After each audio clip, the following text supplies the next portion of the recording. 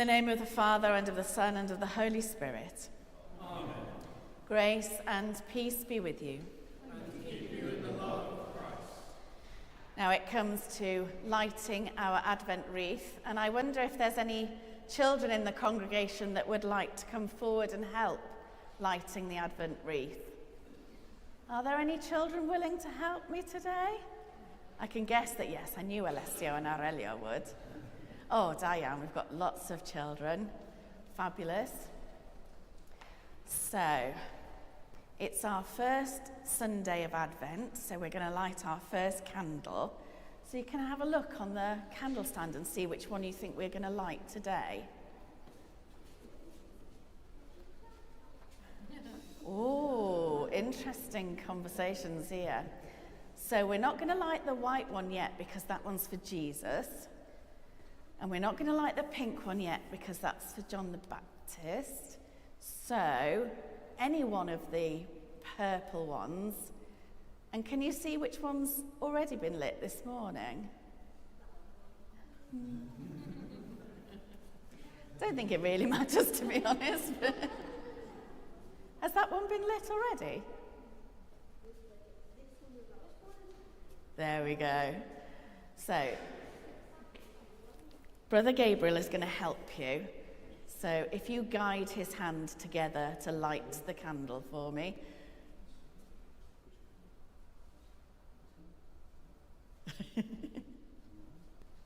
Oh. Has he done it properly? He's going to get... I'll say the prayer and then you can all blow it out, okay? Jesus Christ is the light of the world. A light no darkness can overpower. Eternal God, as darkness settles across our ancient land and the cold winter lays heavy upon our lives, we light a candle to brighten the shadows and warm our hearts, so that he, of whom the patriarch spoke, may find us alert to his presence and ready to welcome him, the light of the world, for he is Lord forever and ever. Amen. Thank you very much. We'll leave it lit for the whole service, okay? So you can go and sit down now if you want to. You don't want to. You want to join us up here, don't you? Okay, one day. We'll have to train you up first. Is that okay? If we train you up first and then you can come and help us one day. Yeah. Great. Thank you.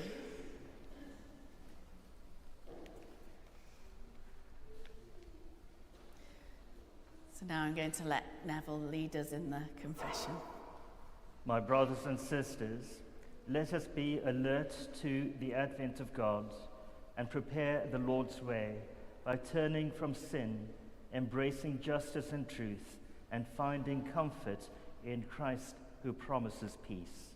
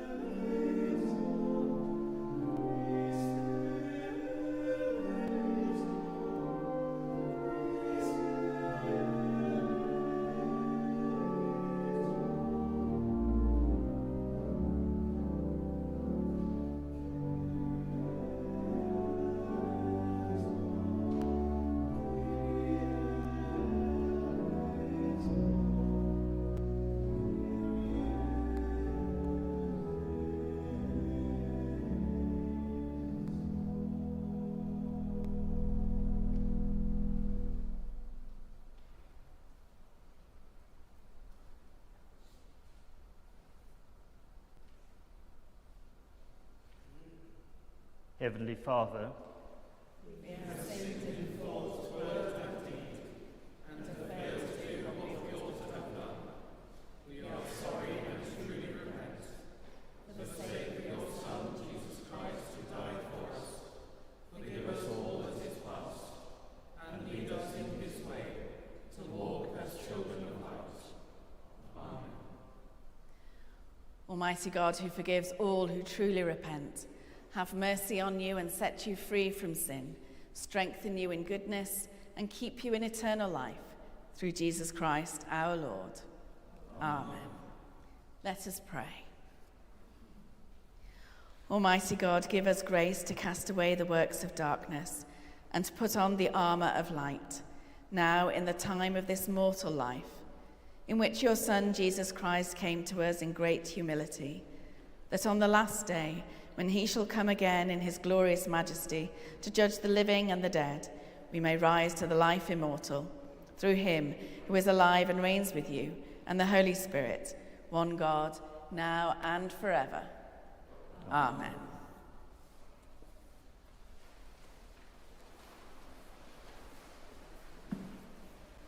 I was glad when they said to me,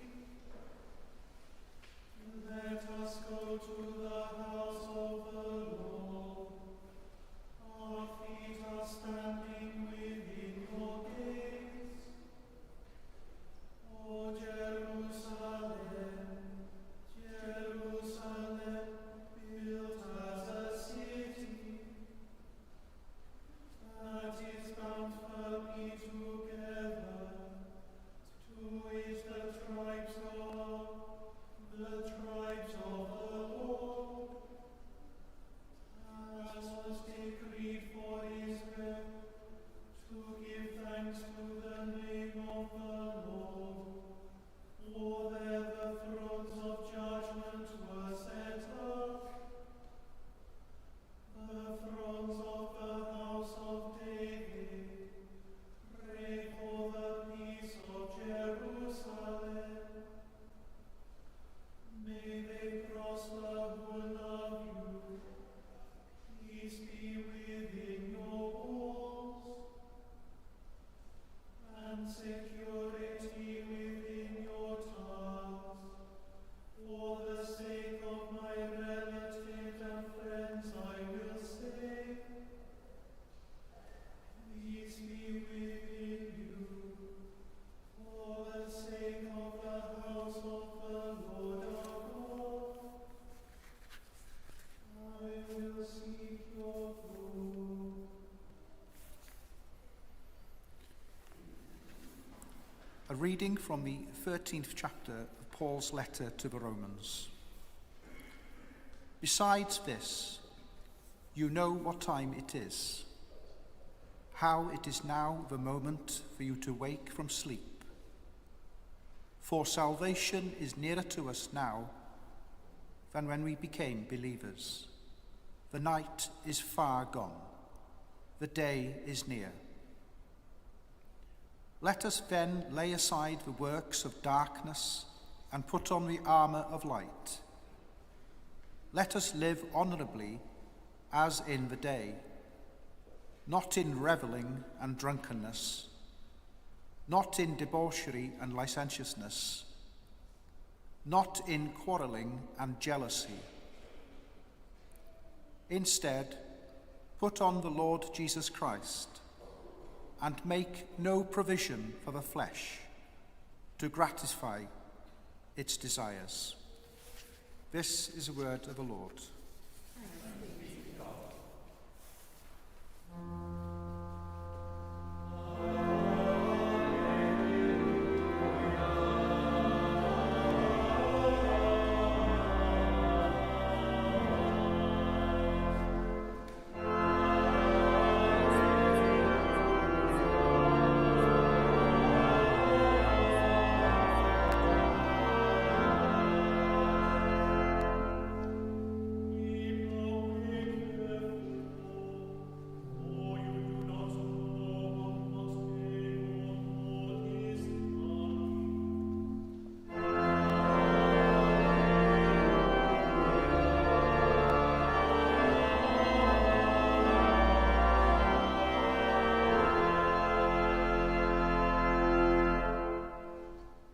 Keep awake, therefore, for you do not know on what day your Lord is coming. But about that day and hour no one knows, neither the angels of heaven nor the Son, but only the Father. For as in the days of Noah were, so will you be coming of the Son of Man. For as in those days before the flood, they were eating and drinking, marrying and giving in marriage, until the day of Noah entered the ark. And they knew nothing until the flood came and swept them all away. So too will be the coming of the Son of Man. Then two will be in the field, one will be taken and one will be left. Two women will be grinding meal together, one will be taken and one will be left. Keep awake, therefore, for you do not know on what day the Lord is coming. But understand this, if the owner of the house had known in what part of the night the thief was coming, he would have stayed awake and would not have let his house be broken into. Therefore you must always be ready, for the Son of Man is coming at an unexpected hour. This is the gospel of Christ. Praise to you, O Christ.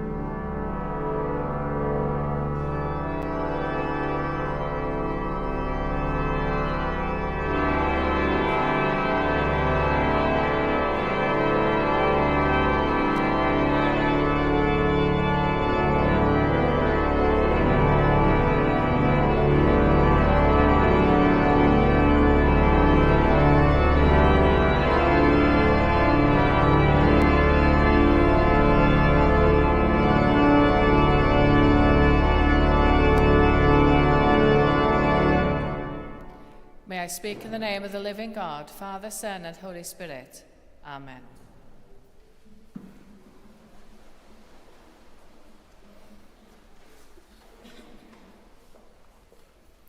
I've been thinking a lot recently about the so-called Chinese curse, may you live in interesting times. When I looked it up, apparently there is no such curse. And the Chinese equivalent saying is that it's better to be a dog in peaceful times than a human in chaotic ones. Well, I wouldn't argue with that. I'd prefer to be a cat, to be honest. A cat would be even better, wouldn't it? But certainly the cathedral, the diocese, and even the Western world could be said to be now in interesting times. We can get used to, even begin to like the drama. Now, one of the skills I learnt in my previous job was to know when I needed to turn the volume down on the drama. I don't know if you know much about theological colleges, but theological colleges where I used to work are full of drama. Imagine it, 30 people training for ministry, living with each other day in, day out. A colleague of mine called it pre-stenders. A new low was one when there was a big argument over what kind of biscuits we should be serving in college, and apparently people do have strong opinions about chocolate hobnobs. Now, the message of Advent is, don't get used to the drama, and I'll explain later what I mean. The problem with getting used to the drama is that our minds and even bodies start to crave it because we just get used to those hormones racing around our bodies. It can become addictive, and gossip fuels the drama. We already heard in our epistle today about the dangers of gossip and about all kinds of different kinds of behaviours which are toxic. So ordinary life without this drama and routine can seem very boring. You probably have heard of the different Greek words for time, chronos and kairos.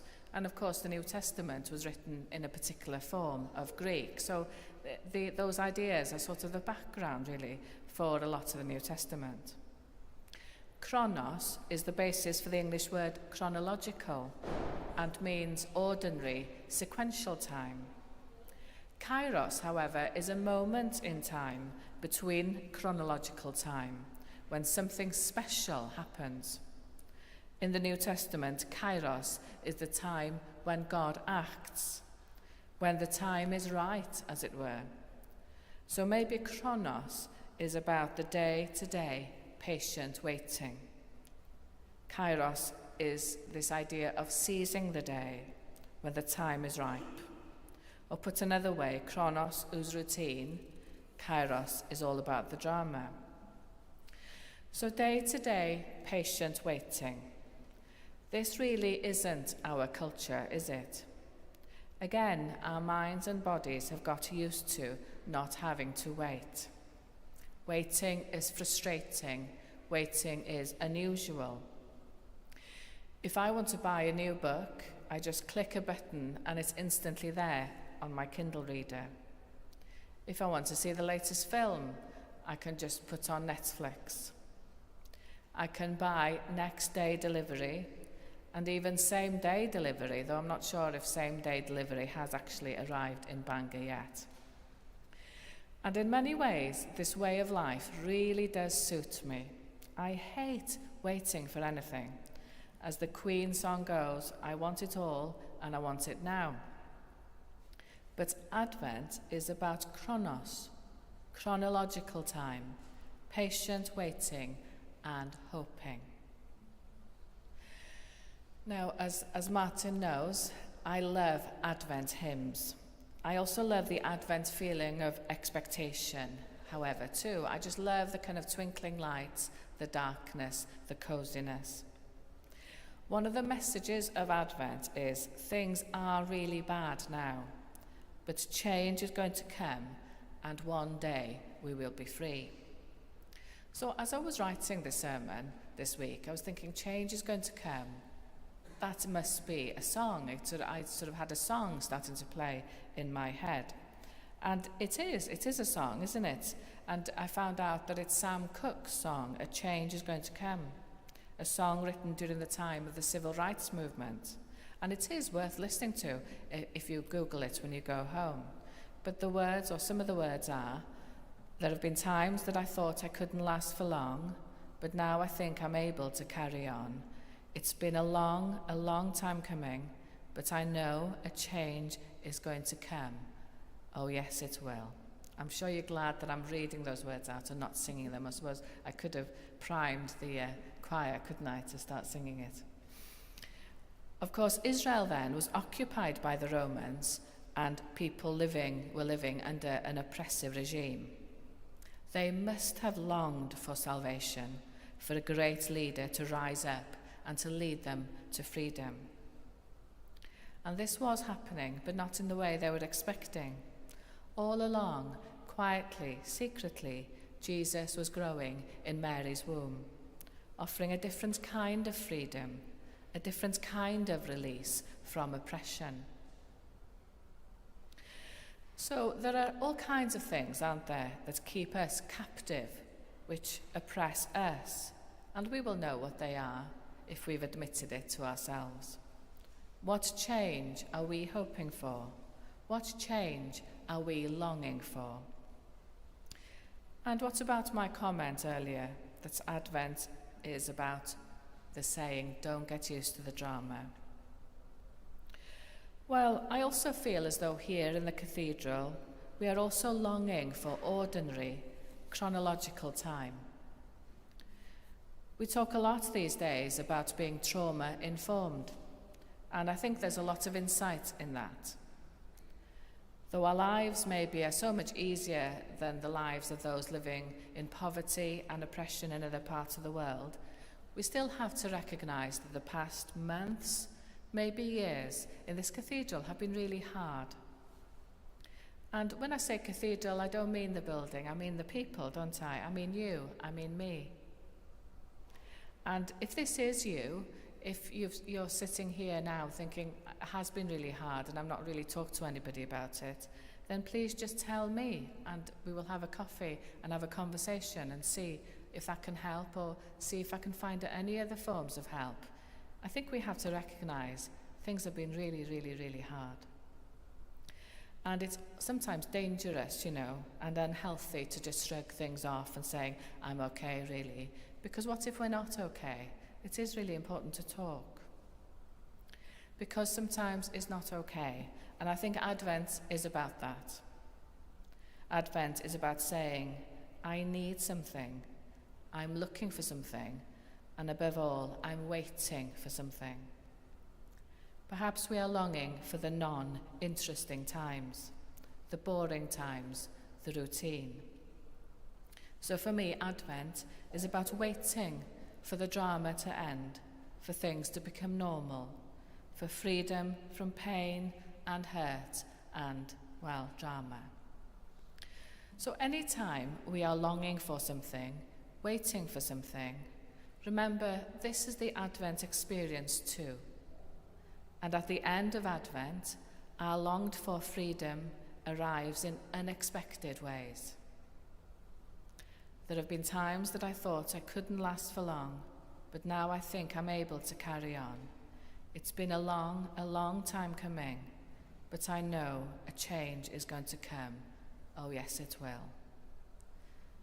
This song is very much part of the civil rights movement, and sadly, we know that even though change did come, it's still not easy, is it? And there's oppression in the US, there's oppression here as well. But ultimately, we know that change is going to come, and this is God's promise to us. In the name of God, Father, Son, and Holy Spirit, Amen.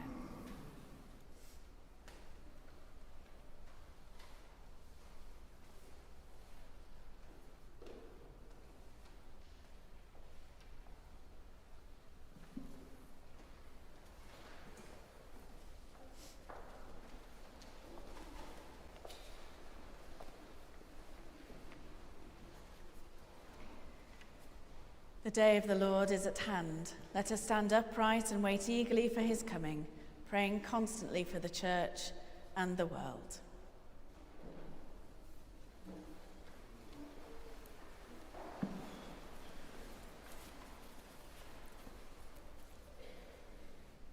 Lord, meet us in the place where we are today and transform us by the presence of your Son. Advent, a time of preparation and expectation, of challenge, reflection, and thanksgiving.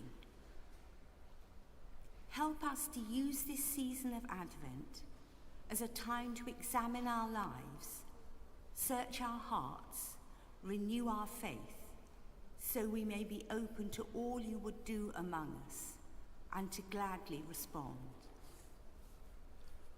Forgive us our limited vision and help us to catch sight of the wonder of your coming in Christ, so we may be ready to greet him when he comes again. Lord, show us your mercy. Grant us your saving help. We pray for our troubled world, for the victims of war and violence, for those who cross the world who bear the scars of conflict, for the many people affected by the tower block fires in Hong Kong. We pray for children who have been orphaned, for parents who mourn their children, countless families whose lives will never be the same again.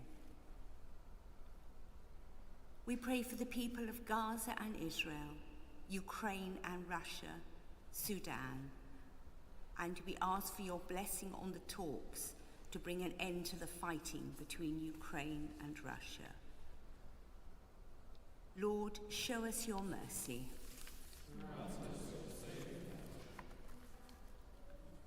We pray for our local community, for those fearful of the future or who feel overwhelmed by difficulties, those facing financial problems or worried about losing their job, those who have no home or security. We remember families suffering from a breakdown in relationships or have lost contact with each other. We ask for your blessing on children who suffer as a result and may have to be taken into care. Lord, show us your mercy. Lord, we bring before you all in any kind of need and their families and friends. We pray for all those who are sick or in pain, remembering particularly those who are finding their lives restricted by illness or disability, or who are losing their memory, and for their families as they struggle to come to terms with these challenges. Today we pray in particular for Simon and Elmer. Lord, show us your mercy.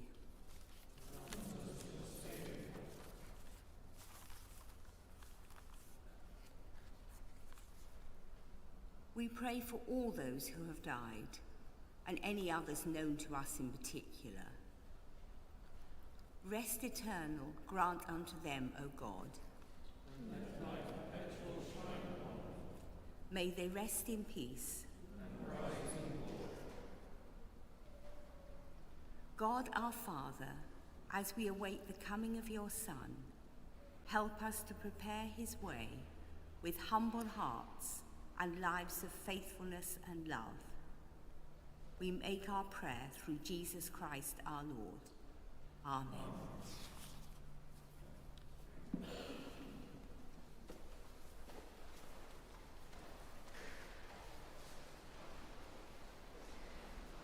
In the tender compassion of our God, the dawn from heaven will break upon us, to shine on those who live in darkness, under the shadow of death, and to guide our feet into the way of peace. The peace of the Lord be always with you. And also with you. Let us offer one another the sign of peace.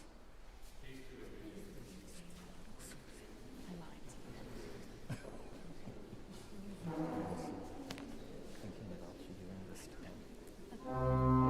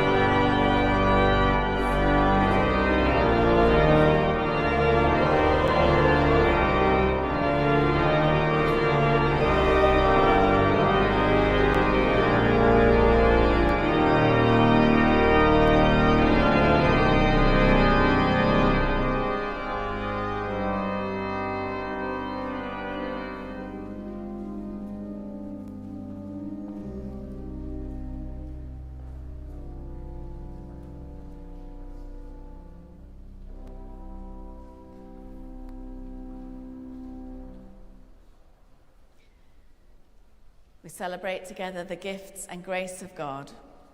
We take this bread, we take this wine, to follow Christ's example and obey his command.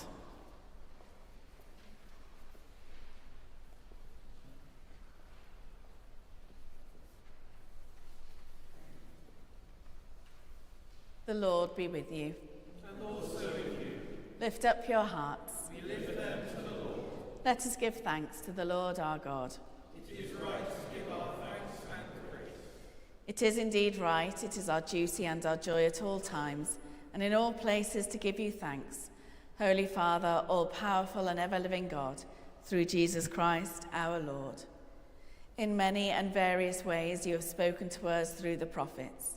In these days you have spoken to us through your Son, our merciful and faithful high priest, the heir of all things, through whom you made the world. He is the brightness of your glory and sits at your right hand in majesty, from where he will come to judge the living and the dead. And so with the hosts of angels and all the company of heaven, we proclaim the glory of your name and join in their unending hymn of praise.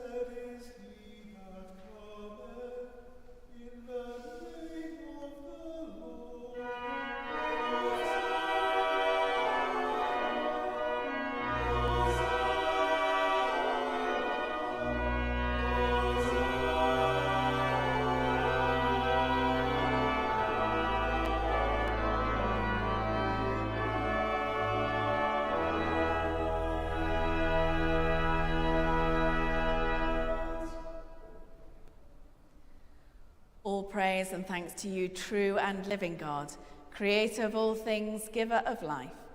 You formed us in your own image, but we have marred that image and fall short of your glory. We give you thanks that you sent your Son to share our life. You gave him up to death that the world might be saved, and you raised him from the dead that we might live in him and he in us. Sanctify with your Spirit this bread and wine, your gifts to us, that they may be for us the body and blood of our Saviour Jesus Christ. On the night he was betrayed, he took bread, and when he had given thanks, he broke it, gave it to his disciples, saying, "Take, eat. This is my body, which is given for you. Do this in remembrance of me."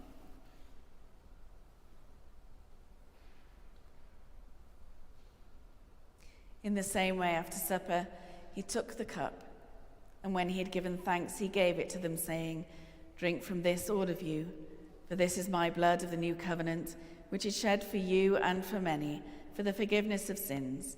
Do this as often as you drink it, in remembrance of me."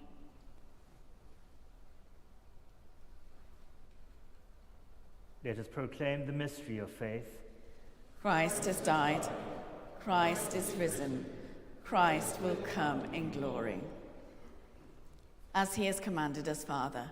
We remember Jesus Christ, your Son, proclaiming his victorious death, rejoicing in his resurrection, and waiting for him to come in glory. We bring to you this bread, this cup. Accept our sacrifice of thanks and praise. Restore and revive your people.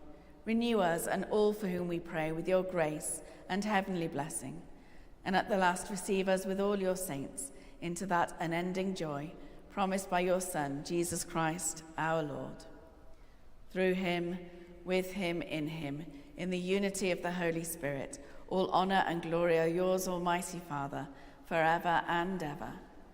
Amen.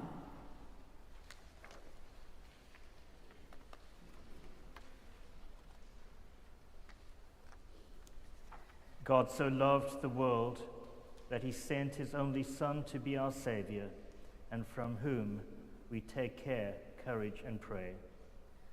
Our Father, who art in heaven, hallowed be thy name. Thy kingdom come, thy will be done, on earth as it is in heaven. Give us this day our daily bread, and forgive us our trespasses, as we forgive those who trespass against us. And lead us not into temptation, but deliver us from evil. For thine is the kingdom, the power, and the glory, forever and ever. Amen. Every time we eat this bread and drink of this cup, we proclaim the Lord's death until he comes.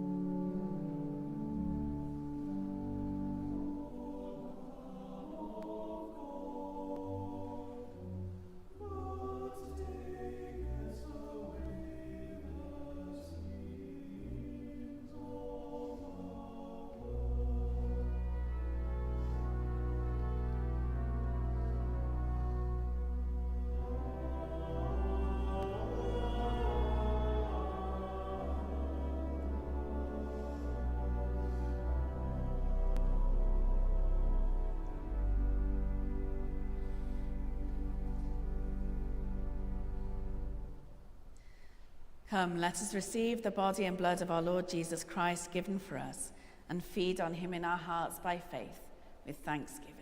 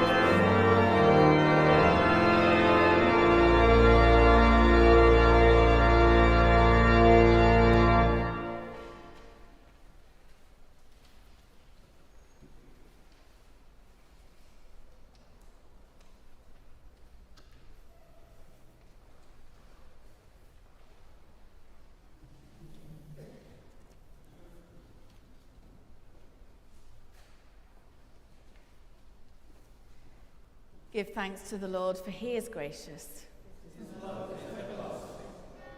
Generous God, you have fed us at your heavenly table. Kindle us with the fire of your Spirit, that when the Lord comes again we may shine as lights before him, who is alive and reigns in glory forever. Amen. The Lord be with you. And also with you. Christ, the Son of Righteousness, shine upon you. Scatter the darkness from before you. And the blessing of God Almighty, the Father, the Son, and the Holy Spirit, be among you and remain with you always. Amen. Go in peace to prepare the way of the Lord. In the name of Christ. Amen.